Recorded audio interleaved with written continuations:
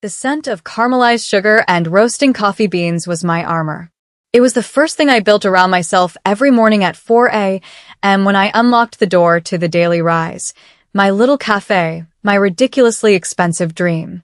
The world outside could be gray and unforgiving, a concrete maze of bills and loneliness, but in here, I was a creator.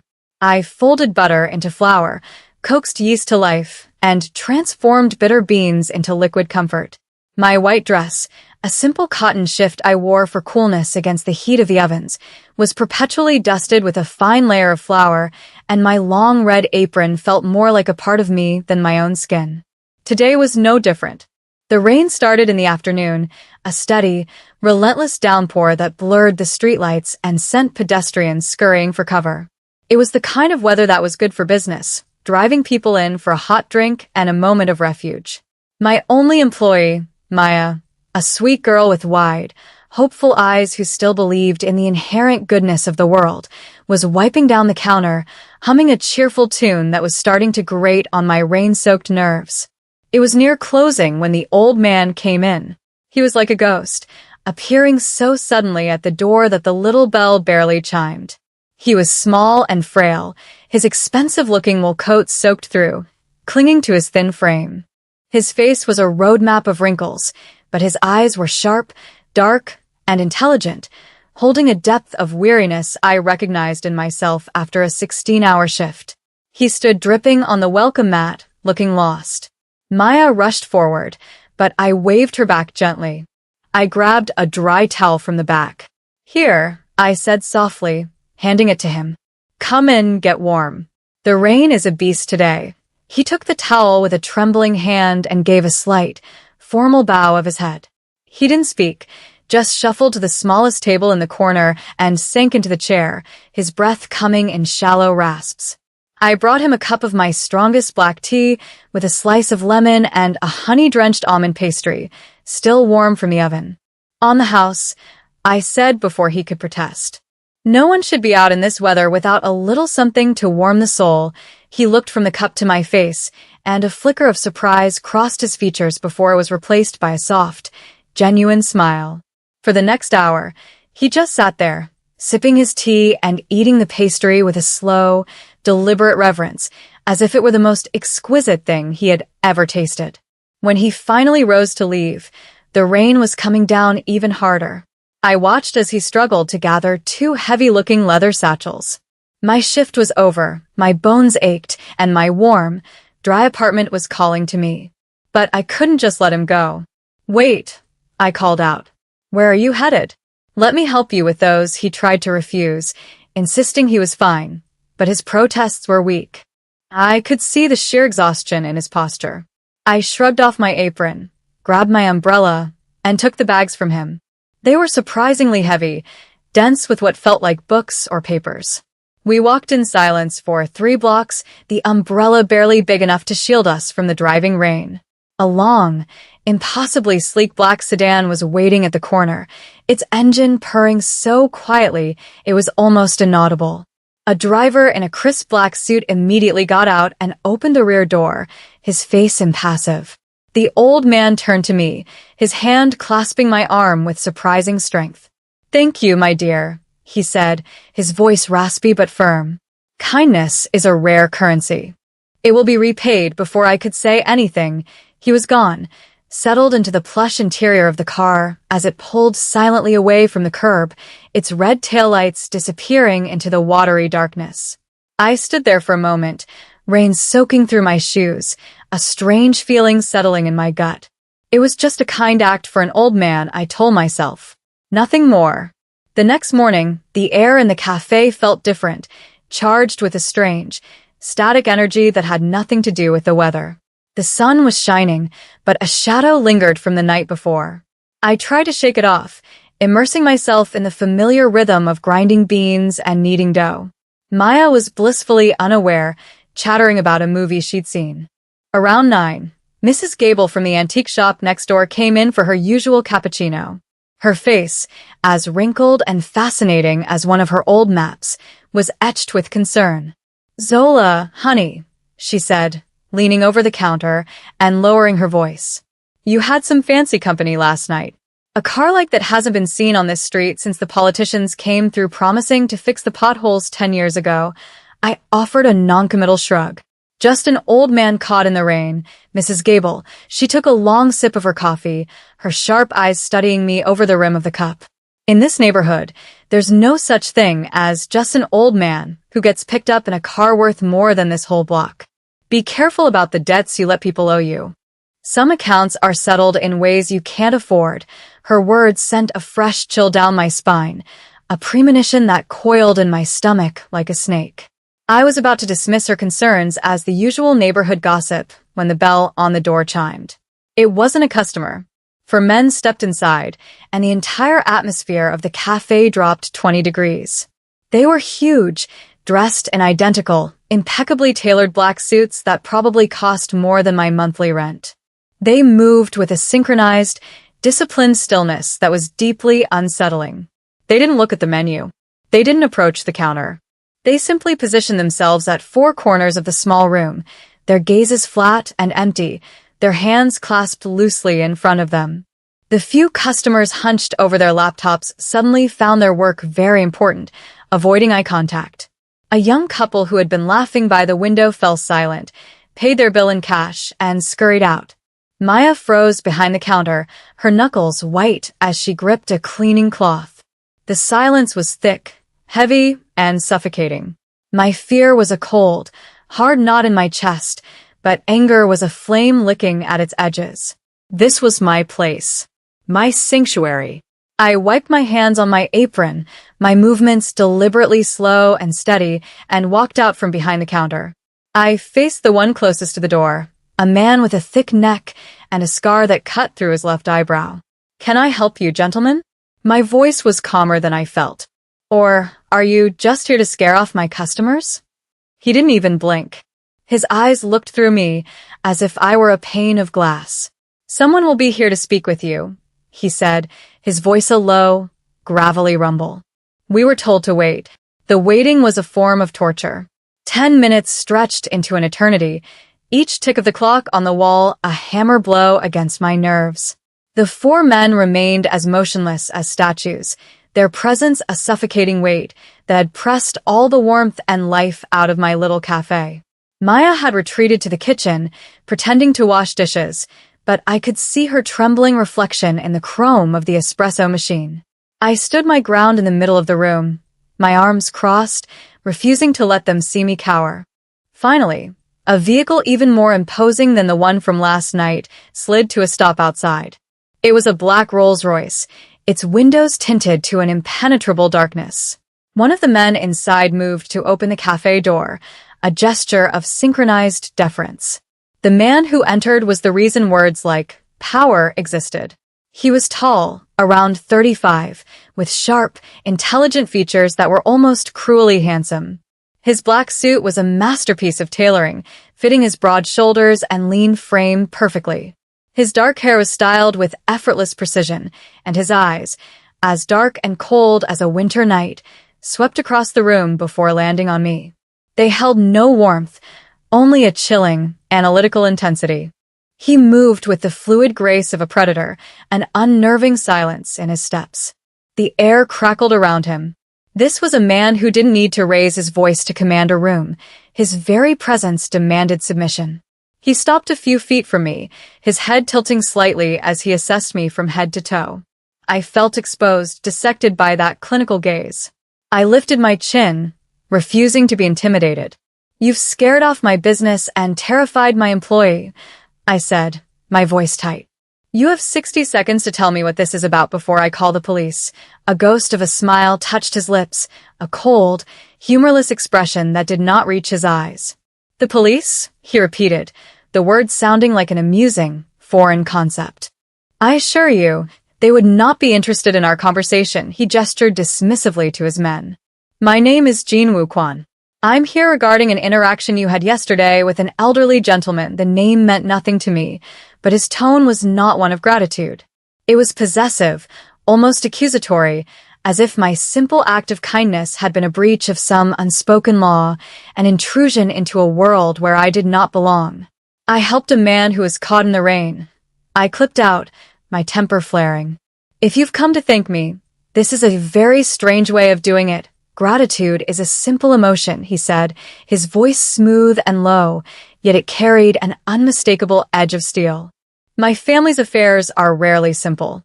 You involved yourself, however briefly, in our business. My father was impressed, and that has consequences. He took another step closer, invading my personal space, and I could smell the faint, clean scent of expensive cologne and something else, something dangerous and metallic, like cold steel. He has requested your services, Jin Woo said, his eyes locking onto mine. It is not a request you will be refusing. The phrase requested your services hung in the air between us, thick with unspoken meaning. My mind raced through a dozen terrifying possibilities, each worse than the last. Was this some kind of twisted protection racket? Did they think I had something they wanted? I stared at Jinwoo Kwon, at his handsome, impassive face, and saw nothing but the calm certainty of a man who had never been told no in his life. The power rolling off him was an invisible, crushing force. I run a cafe, I said, my voice shaking slightly despite my best efforts to keep it steady. I sell coffee and pastries. What possible services could a man like your father want from me? Jinwoo's cold expression didn't waver. My father, he stated, his voice dropping into a more serious, almost somber register, is the head of our family. He is also dying. The doctors have given him 3 months, perhaps less. The bluntness of the statement shocked me into silence. He wasn't looking for sympathy. He was merely stating a fact, a piece on a chessboard. His health is failing, Jinwoo continued, and his tastes have become simple. He was deeply moved by your unprompted kindness, a quality he finds in short supply. He was also, as he put it, extremely impressed by your almond pastry. He paused, letting the absurdity of the statement sink in. The entire hostile takeover of my cafe, the 4 terrifying men, the Rolls-Royce, was about a pastry? It felt insane, like a scene from a movie. For the next 3 months, he declared, his gaze unwavering, you'll be responsible for preparing my father's meals. Breakfast, lunch, and dinner. Simple, wholesome food. The kind of food you make here. He wants a taste of a normal life, a connection to something genuine before he dies. That is his wish. It was an offer wrapped in the language of a command, a cage disguised as a compliment. It sounded so innocent, so charitable on the surface, but the implications were horrifying. It meant being tied to these people, to their dark and dangerous world. It meant my life was no longer my own. A sense of vertigo washed over me, as if the floor had dropped out from beneath me. My sense of security, so carefully built over years of hard work, shattered on the floor like a dropped plate. And if I say no? I whispered, the words tasting like ash in my mouth. For the first time, Jinwoo's expression shifted. The coldness in his eyes intensified, becoming something truly menacing. My father's wishes are my commands. And you, Ms. He paused, letting the silence stretch. You are now one of his wishes. Refusal would be unwise. It would be seen as a great disrespect. To me. To my father. To our entire family. You do not want to disrespect my family. The threat was no longer veiled. It was a promise, delivered with a chilling calm of absolute certainty. He reached into his jacket and placed a single, heavy black card on the counter. It had a name and a number, nothing else. My driver will arrive at 7 a.m. tomorrow for the first meal. Do not be late. He turned and walked out, his 4 men falling into formation behind him, leaving me alone in the deafening silence of my violated sanctuary. The first rays of dawn felt like an intrusion, pale fingers of light probing the shadows of my sleepless night. My little cafe, once a source of pride and comfort, now felt like a gilded cage. I had arrived at 3 a.m., hours before my usual start, driven by a nervous energy that made it impossible to rest. The 4 men were already there, standing on the sidewalk across the street, their dark forms like crows waiting for a carcass. They were a permanent fixture now, a constant, silent declaration that my life was no longer my own. Maya had called me late last night, her voice trembling as she quit. I couldn't blame her. No amount of money was worth the kind of fear that had seeped into our little shop. So I was alone, the familiar tasks of measuring flour and simmering stock feeling alien and fraught with a new, terrible significance. I wasn't just making food. I was paying a tithe, a tribute to a world I wanted no part of. What do you cook for a dying Mafia patriarch? I settled on what I knew best. Comfort, honesty. A simple congee, simmered for hours until the rice was creamy and soft, seasoned with ginger and a light chicken broth. I packed it carefully into insulated containers, along with a soft-boiled egg and the almond pastry that had started all of this. My hands were steady, my focus absolute. The cooking was my anchor, the one thing I could control in a world that had suddenly spun wildly out of my grasp. At precisely 7 a.m., a black town car, different from the others, pulled up to the curb. A driver, as grim and silent as the bodyguards, stepped out, took the bags from me without a word, and drove away. The transaction was cold, sterile, and terrifying. The rest of the morning was a blur of forced normalcy. A few brave regulars came in, but they didn't linger, their conversations stilted as they glanced nervously at the sentinels outside. By noon, the cafe was empty. I was wiping down the counter for the 100th time when the bell chimed. It was Jinwoo. He was alone this time, and the absence of his entourage made his presence feel even more concentrated, more potent. He wore a gray suit today, the fabric shimmering under the lights. He stopped in the center of the room, his eyes scanning the empty tables. "It seems your business has suffered," he observed, his tone neutral. "You did this," I replied, my voice raw with resentment. "This is on you," he ignored the accusation. "My father enjoyed the meal," he said. It wasn't a compliment. It was a report. He said it was calming. He took a few steps toward the counter, his gaze finally meeting mine. For a brief, unguarded moment, I saw a flicker of something in his eyes. It wasn't warmth, not exactly. It was more like a weary acknowledgement, a flash of shared burden. "There are rules," he said, his voice returning to its usual cold, commanding tone. "You will prepare the food. You will give it to my driver. You will have no other contact with my father. You will not speak to him. You will not ask him questions. Your role in this is to cook. Nothing more. Is that clear?" I nodded numbly, my throat tight. Why me? I finally asked the question that had been tormenting me. Why go to all this trouble for a stranger? He looked away, his gaze settling on a crack in the plaster by the window. "My father is a man of particular principles. He believes your kindness was a sign, a moment of purity in a world that has none. He wants to keep that close as he prepares for his end." He looked back at me, his face an unreadable mask. "And I will deny him nothing." The words were a quiet confession of fierce, absolute loyalty, a glimpse into the hidden agenda that drove him. He was a son, trapped by duty, and in that moment, he was almost human. The days settled into a strange, suffocating rhythm. Morning, noon, and night I cooked. I poured all my fear, my anger, and my confusion into the food. I made hearty beef stews that simmered for hours, their rich aroma filling the empty cafe with a ghost of its former life. I baked soft milk bread, kneaded until my knuckles were sore, a physical outlet for my trapped energy. I created vibrant salads and delicate fish dishes, each a silent, defiant act of creation in the face of the destruction of my peace. Every meal was a message, though I wasn't sure who it was for. Perhaps for the old man, a reminder of a world outside his gilded cage. Or perhaps it was for myself, a way to prove I was still a chef, a creator, and not just a prisoner. The drivers came and went like clockwork, their faces impassive, their silence absolute.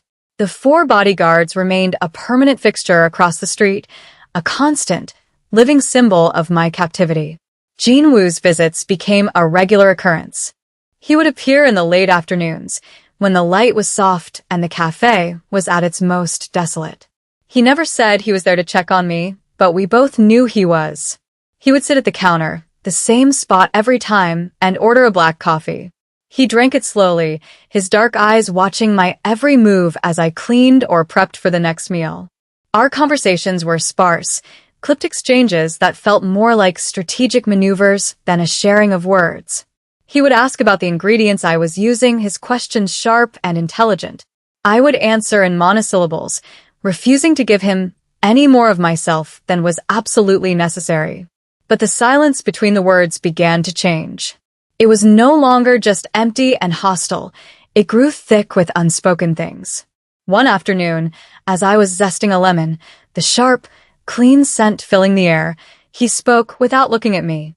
"My mother used to love that smell," he said, his voice quiet, almost lost in the cavernous silence of the cafe. "She had a small lemon tree on our balcony. It was the only thing she ever grew." I stopped what I was doing, stunned by the unexpected crack in his armor. It was the first personal detail he had ever offered, a tiny, humanizing glimpse behind the iron curtain of his control. I didn't know what to say, so I just nodded and resumed my work, but the dynamic had shifted. I started watching him more closely, noticing the faint lines of exhaustion around his eyes, the way he would rub the back of his neck when he thought I wasn't looking. I saw a man carrying an impossible weight, a son shackled by a duty he seemed to both honor and resent. And in his gaze, I began to see something else, something beyond the cold assessment of a warden. I saw a flicker of grudging respect, and perhaps something more. A dangerous, unwelcome curiosity that mirrored my own. The routine shattered a month into my sentence. It was a Tuesday evening, and I was packing up the dinner, a simple roasted chicken with root vegetables, when Jinwoo walked in. He wasn't wearing one of his immaculate suits. Instead, he was in a simple black sweater and dark trousers, a casual attire that somehow made him look even more imposing, as if he were shedding a uniform. There was a new tension in his posture, a coiled energy that set my nerves on edge. "There's a change of plans," he said, his voice clipped. "You won't be sending the meal tonight." My heart hammered against my ribs. Was it over? Was I free? A wild, foolish hope flared within me. "My father wishes to thank you in person," he continued, extinguishing the hope as quickly as it had appeared. "You'll be having dinner at our home." Tonight, my blood ran cold. The thought of entering their world, the heart of their power, was terrifying. My cafe was my territory, a place where I still had the illusion of control. Their home would be the lion's den. "I don't think that's a good idea," I said, my voice barely a whisper. His eyes hardened. It was not a request. "Be ready in an hour." There was no room for argument. An hour later, I was sitting in the back of the Rolls-Royce, the leather seats feeling cold and alien against my skin. I had changed out of my flour-dusted work dress and into the nicest thing I owned, a simple, dark blue dress. It felt woefully inadequate as we passed through a set of imposing iron gates and drove up a long, winding driveway. The house wasn't a house.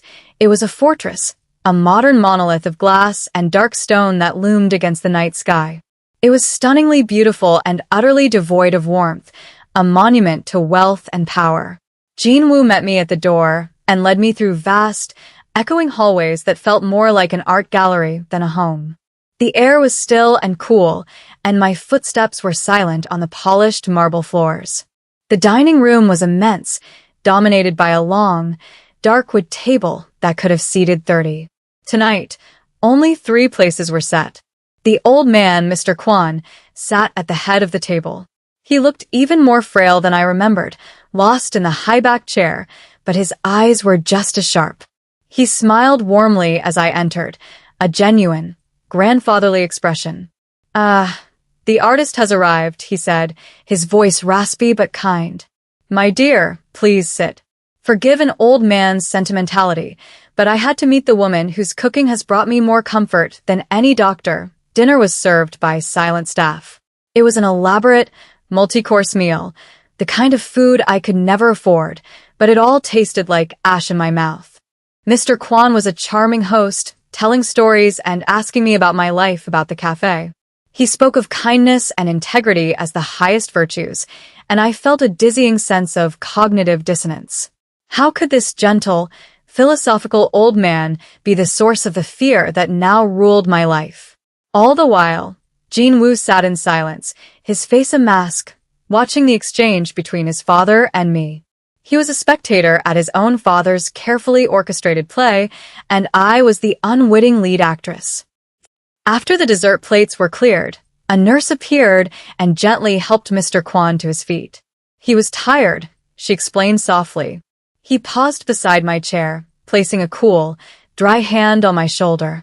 "You have a strong spirit, Zola," he said, his sharp eyes holding mine. "It is a rare and valuable thing. Do not let this world break it."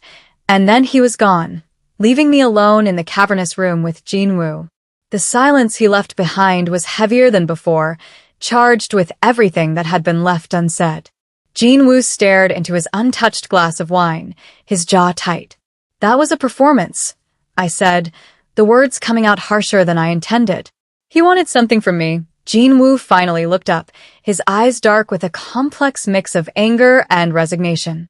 "He always wants something," he said, his voice low and bitter. "You're right. It was a performance. For you, for the staff, for anyone who might be watching. Everything is a message." He stood up and walked over to the vast window that overlooked the glittering, indifferent city lights. "You asked why you. My father believes in symbols. He is dying, and his world is preparing for the chaos that will follow. There are rivals, vultures, who think his time has made him weak. He wanted to show them he is still in control, still capable of bringing a complete unknown, an innocent, into the very heart of his world. It's a show of absolute power. The truth of it settled over me, cold and heavy. I wasn't a person to them. I was a symbol, a pawn in a game I never knew I was playing. So the kindness, the pastry, it was all a lie?" "No," he said, turning back to face me. "That was the one true part. It's what gave him the idea. He was genuinely touched by your kindness. But my father is a master strategist. He takes a piece of truth and builds a fortress around it. He used your genuine goodness for his own purposes.